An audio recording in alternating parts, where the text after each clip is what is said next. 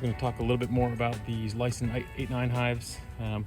These only have one coat of paint on them, and then that doesn't even have a coat of paint on them, but just so I could talk about a few things. I'm going to start with the top and work my way down. These little styrofoam wedges can actually be swapped out for plastic ones that are vents, and those all come with the boxes. It's a pretty nice setup there if you wanted to pop those out entirely, use them as upper entrances, or actually swap them out for vented ones.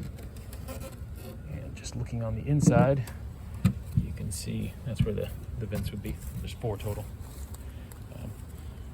What I will point out is the thickness of this roof, from the actual overall thickness on this thinner part here, is 1.25 inches. Now the sides are actually like 1.6. So technically, without this new item, this inner cover, it is an insulated hive, but the top is thinner than the sidewalls. Don't know if the Hive IQ is similar or what, but or even the Apimaze, if that top is thinner, even though it's insulated, if the top is insulated less, then you could get some condensation issues on the top. But I did see that this year in the new 2025 catalog for Better Be, they have an insulated inner cover. This is an additional 1.25 inches, so that gets you up to 2.5 inches on the top. There's a little screen that can pop in there if you wanted to snap that in on this ring. Sorry, I'm not sure if I was looking at the right thing. Underneath that'll just snap in on this little black ring, or you can just plug this. Again, this is not a full thickness, but at least can increase the insulation there, and I like that a lot. It's got a little space here, and it's got bee space underneath now, so you don't have that large cavity where the bees can build a bird colony into. The boxes are good. Well, point out they have these little inserts, and I plan on just kind of leaving them in there, but I think I'm going to try to replace one of these with a wooden one, and these are just wedges, so you can just push them from the inside, get a good pull. So it's just a trapezoid wedge shape, and then if I can replace that with a wood one and find out where the gap is in the frames, I can do an oxalic treatment through this without having to have any additional equipment that's not insulated.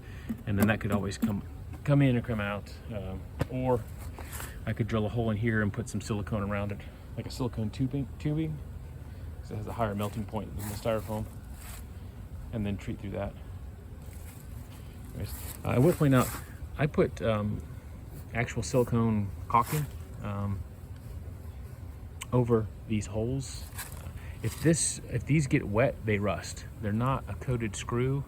Not a fan of that, but they ask you to paint the boxes, so I think that sort of takes care of itself. But I try to put a little silicone in there to fill those in a little bit, but there's still sort of a divot. From what I understand, the Hive IQs are hidden underneath some of these plastic rabbets, but this is all connected together and formed just one piece. So I do wish this was just a handheld similar to the Hive IQ, but it is what it is. This is one of the main reasons I got the Hive, is because it has the insulated IPM tray in it. Again, this only has one coat of paint on it, and then it just has some rails that it glides onto. But that gives you pretty much an entirely insulated hive, top to bottom. It doesn't have just a little piece of plastic that goes in the bottom. So I mean, that's not a lot of styrofoam, but it's more than any of the other setups have. So that's the bottom. It does come with an entrance reducer. Some of the new bottom boards I got from Better Be had a little bit of a bow in them, and you can kind of see that at the corners. It sets flush here, it sets flush in the middle. There's a little bit of a bow here. I have one of these that's worse than the others, but I've been putting weight on them, and it seems to be getting a little wet, a little less. The one that I have over there, I transferred a full hive into it, so it's settled out quickly, and I don't think I even noticed it was an issue until somebody else showed it to me or pointed out that they had the issue. But reached out to Better Be, and their recommendation, if you can get a full hive into it, it'll settle itself out, and that's what Lyson asks to do. But if you're starting with just one box, I would think that they would propolize these gaps before the box could settle. So it's gonna work for me, but just know that that's an issue right now. If you buy them now and you don't have bees, you could probably put some weights on top of them and then get them to settle out after a while. I was able to put my body weight on it pretty easily, and it flattened it relatively easily. Probably just needs about 50 pounds maybe. But anyways, that's just pointing that out. That's something to watch out for there.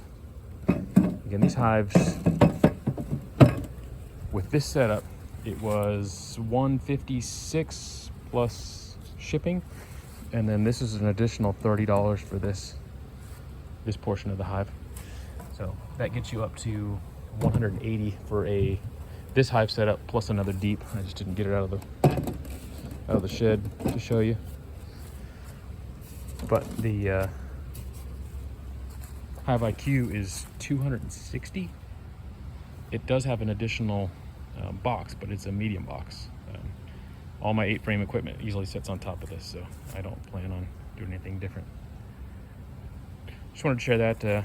These are considerably lighter. This actually, the lid is actually quite heavy. It's very dense, and I'm not sure if it's just because of the plastic that's in here, but the boxes are very light too, so hopefully when I'm lifting things, it'll be a lot lighter, easier on my back this year. And these are things that you don't necessarily need, but the bees make quite a bit of honey, and that honey can be sold, and if we're not getting any bigger, then I can kind of improve the quality of some of the equipment that I have. Don't have to. I mean, I could just continue to put that money somewhere else, but kind of like experimenting with things and seeing if there may be a better way to do things or an easier way to do things. So that's where we are. And thanks for watching. Appreciate your time.